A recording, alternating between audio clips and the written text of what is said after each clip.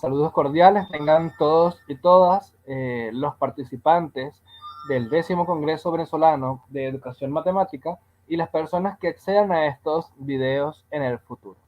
Este es un enorme placer para mí darles la bienvenida a este 10º Congreso Venezolano que tiene un gran valor para poder divulgar, para poder compartir, para poder dialogar las distintas tendencias y líneas de investigación que ocurren en nuestro país. En mi caso, trabajo en alfabetización matemática. Tiene para mí un enorme valor poder compartirlo con ustedes, poderlo compartir en este espacio, en este congreso, porque en Venezuela tenemos grandes experiencias en la educación matemática crítica, como son los libros de la colección Bicentenario, pero además hay un antecedente de investigación a nivel doctoral del doctor Vladimir Serrano sobre la alfabetización matemática. A lo largo de otros videos presentes en este evento, ustedes han podido ver o podrán ver cómo se ha construido una visión de la alfabetización matemática. Cabe mencionar que esta y todas las presentaciones que he desarrollado se inspiran, se basan en un trabajo de grado de maestría titulado Hacia la alfabetización matemática en el contexto de la educación media y la sociedad venezolana, presentada en el 2019 en el Instituto Pedagógico de Caracas, donde fuimos acompañados por el profesor Dalvin Silva Alayón. Este trabajo nos llevó a la publicación de dos artículos, una en la revista Paulo Freire de Chile, una revista de pedagogía crítica, titulado Los intereses de los estudiantes en un proceso democrático de alfabetización matemática. Y un segundo artículo titulado La generación de conocimiento, matemática y realidad en experiencias de alfabetización matemática. ¿Okay? Eso nos permite, o digamos, en esos artículos se esboza, se profundiza en esta, en esta, en esta síntesis de lo que para nosotros es la alfabetización matemática. Lo vemos como un proceso social y educativo que forma al ciudadano. ¿Okay? Ahí tiene un gran valor que nosotros procuramos la formación del ciudadano y no para cualquier cosa, sino para darle poder, para ir a comprender su realidad, su sociedad. Es decir, que el conocimiento matemático que aprende en la escuela le permite comprender situaciones reales, reflexionar sobre ellas para fijar una postura, tomar una decisión o concluir. ¿Okay? Que cada vez sus decisiones sean lo más razonadas posible. Y para eso se requiere poder interpretar la información real que se nos presenta de manera matemática. Una característica que nosotros hemos incorporado es que las experiencias se crean a partir de los intereses de los estudiantes y se hace vivir la relación matemática y realidad. Vale la pena mencionar que nuestro proceso, nuestra visión de la alfabetización matemática es decolonial y nuestra americana. Es decir, procura dar respuesta a las necesidades nacionales y de nuestros pueblos. Por eso es que al plantearnos experiencias, nosotros partimos de los intereses de los estudiantes y los objetivos de la nación. ¿Okay? Cabe resaltar, para no perder de vista, para no olvidar los procesos coloniales y neocoloniales en nuestra historia. El cuadro que representa la doctrina del destino manifiesto, donde para ellos, los personajes del primer mundo, son ellos quienes llevan las luces al resto de los pueblos. Digamos que es una visión que es de lo que es llamado la doctrina del destino manifiesto. Y lo segundo, ese gran símbolo que encontramos en el lado izquierdo inferior, que representa o que recuerda que este año en Venezuela se celebra el bicentenario de la batalla de Carabobo. Luego encontramos un símbolo tecnológico, el Sputnik 1, el satélite que aceleró la reforma o la puesta en marcha de la reforma de la matemática moderna entre los años 50 y 60, que en nuestra América se extendió, bueno, de hecho aún vive en nuestra manera de enseñar matemáticas. Y que eso se llevó a cabo como un trasplante neocolonial, donde los países del primer mundo enseñaron una manera de enseñar matemáticas y eso llegó a nuestros países solamente para aplicarse. ¿Okay? Ahora, del otro lado encontramos tres personajes que sentimos que son importantes y que le dan sentido y razón de ser, le dan una estructura a nuestro pensamiento. En primer lugar, Paulo Freire, quien nos habla de que la educación es humana cuando pone a los actores a comprender su realidad, cuando los hace comprender su realidad. Luego, Les Commous, padre de la educación matemática crítica y uno de los primeros en hablar de alfabetización matemática con un sentido crítico, basado en las ideas de Paulo Freire, ¿okay? Quien piensa en la posibilidad de incorporar el carácter político y de su valor en la clase de matemática, en nuestra práctica, que sin darnos cuenta muchas veces repetimos tendencias y modelos con una visión de la matemática y de la relación entre la matemática y la realidad, que termina siendo cientificista, como lo denuncia Oscar Barsavsky, quien fue un científico argentino que recorrió toda nuestra América y que en su libro Cientificismo, Ciencia Política y Cientificismo denuncia que los países del primer mundo, las grandes potencias, las principales empresas de del primer mundo, digamos, captaban los cerebros de nuestros países para llevarlos a estudiar en esos países y que luego al regresar a sus países de origen, la ciencia que desarrollaban estaba pensada en las problemáticas que habían aprendido en esas universidades, las problemáticas de las sociedades del primer mundo, y no colocaban sus conocimientos científicos al servicio de las necesidades de sus pueblos. Eso es algo que queremos romper, ¿no? Sobre la metamatemática.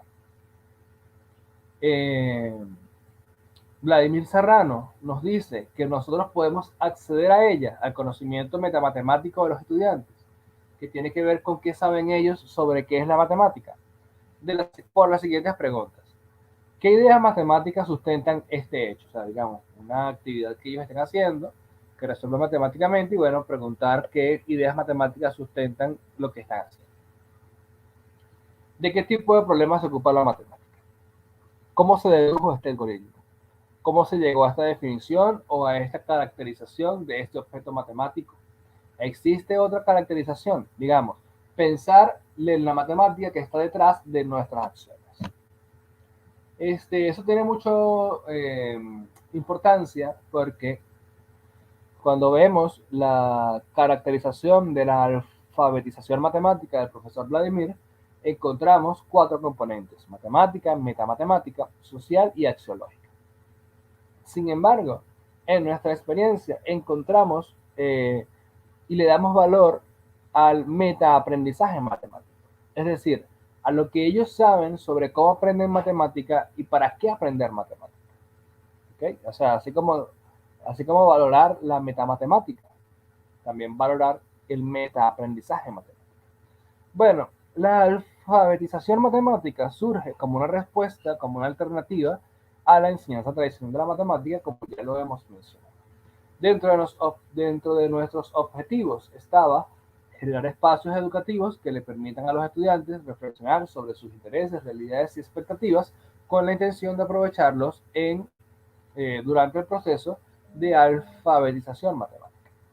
Además, diseñar y poner en práctica experiencias de alfabetización matemática que consideren los intereses, expectativas y realidades de los estudiantes, así como también los objetivos de la nación.